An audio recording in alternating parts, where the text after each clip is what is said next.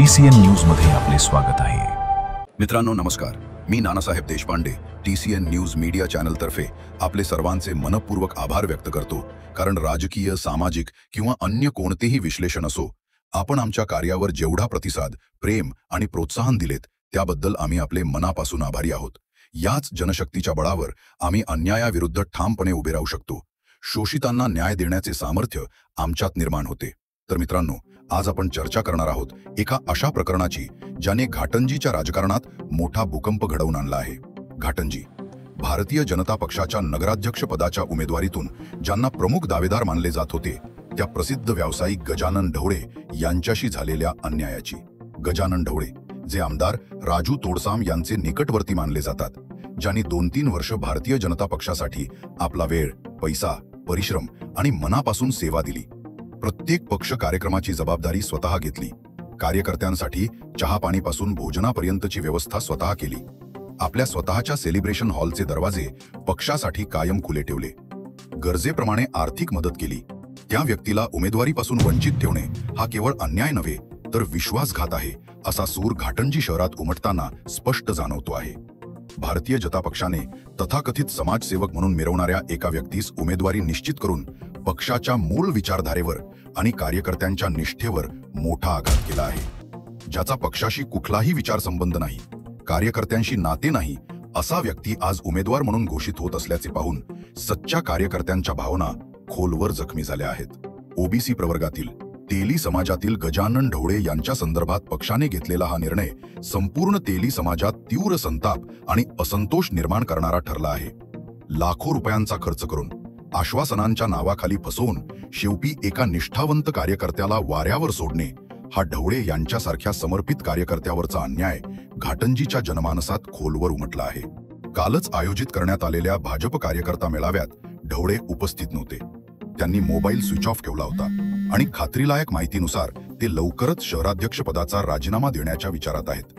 त्यांच्या समर्थकांमध्ये तीव्र असंतोष उसळला असून दगाबाजीला उत्तर देणार असा निर्धार व्यक्त होत आहे।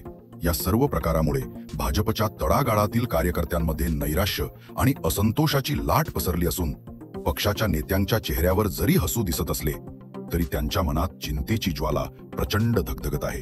हा निर्णय ही राजकीय शागिर्दी नसून समर्पित कार्यकर्त्यांवर अन्याय करण्याचा प्रतिकात्मक संदेश आहे।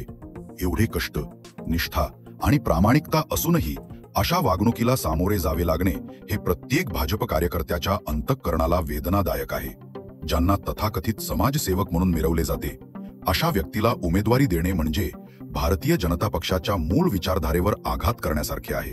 हे सर्व विश्लेषण पाहिल्यावर एक प्रश्न प्रत्येक घाटंजीकराच्या मनात निर्माण होतो, खरंच का भारतीय जनता पक्ष आणि त्यांचे स्थानिक नेते हे सर्व प्रकार जनतेच्या हितासाठी करीत आहेत?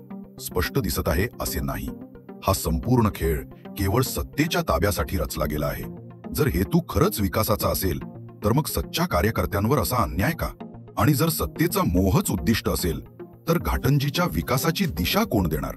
यामुळे सच्च्या कार्यकर्त्यांमध्ये भ्रमनिरास पसरला आहे आणि जनतेत प्रश्न उपस्थित होत आहेत की भाजपमध्ये आता निष्ठेचे स्थान उरले आहे का?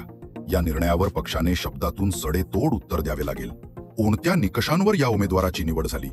त्यांचा राजकीय आणि सामाजिक मागोवा काय आहे? अन्यथा स्थानिक नेतृत्वावर अविश्वास आणि मतदारांचा रोष वाढणार हे निश्चित। गजानन ढवळे यांच्या कार्यकर्त्यांनी आता या अन्यायाविरुद्ध एकजुटीने उभे राहिले पाहिजे। हा संघर्ष केवळ एका व्यक्तीचा नाही तर प्रत्येक सच्च्या कार्यकर्त्याच्या सन्मानाचा आहे। घाटंजीच्या जनमानसात ज्या प्रकारे असंतोष आणि संताप वाढतो आहे त्याचा परिणाम आगामी निवडणुकीत स्पष्ट दिसेल। भाजपने ज्या उमेदवाराला निवडले आहे त्याच्याबद्दल जनतेत गंभीर शंका आहे। त्या उमेदवाराने दारूबंदी चळवळीत ज्या प्रकारे गोंधळ करून आपले उकळ भरून घेतले आणि स्वार्थी व बनावट समाजकार्य केले त्याचा हिशोब जनता मागत आहे। हे आघाडी सरकारचं अपयश आहे की नाही आहे, हे अपयश त्यांनी सांगितलं पाहिजे होतं। यांना दारू प्रचाराचे ब्रँड एम्बेसेडर महाराष्ट्र सरकारने केलं पाहिजे। तुम कह दो इसको गायब कर दूं जमीन के अंदर, तुम कह दो इसका जोड़ा बना के उड़ा दूं, जोड़ा बना दो, ताली बजाओ देखो जोड़ा बनेगा। पक्षाने याबद्दल उत्तर द्यावे, अन्यथा घाटंजीचा जनमत त्यांच्या विरोधात उभा राहील। मित्रांनो, जर तुम्हाला आमचे हे निडर आणि सत्यावर आधारित विश्लेषण आवडले असेल तर लगेचच TCN न्यूज चॅनलला सबस्क्राइब करा, हा व्हिडिओ लाईक करा आणि तुमचे मत कमेंट्समध्ये जरूर नोंदवा।